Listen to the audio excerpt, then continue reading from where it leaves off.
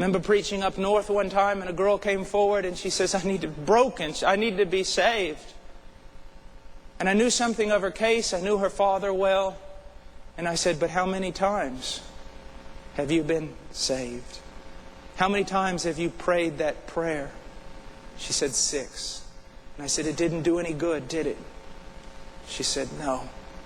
My life is vile and sinful, and I'm empty and lost. And I said, well, there's no sense then in us repeating that same mistake, is there? She said, no. She said, what do I do?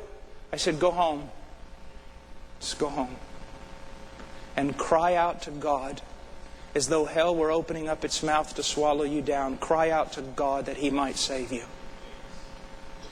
She came the next night and she looked just tore up, just totally broken. And she said, I cried out to God all night and He did not answer me. And I fell asleep and I woke up this morning and I'm just in such distress. I don't know what to do. She says, what do I do? I said, you have 2 options.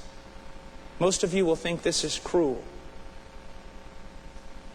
I said, you have 2 options. Stop crying out to God and go to hell.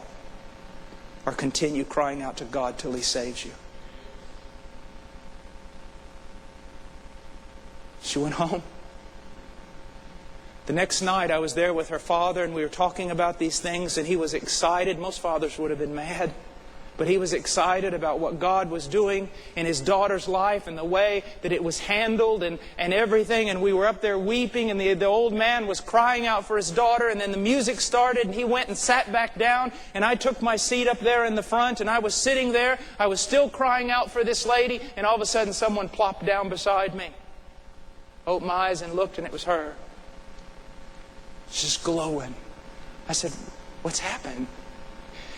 She goes, if every person in the world got together and told me right now I was lost, I would still have the greatest of confidence that my God has heard my voice and He has saved me.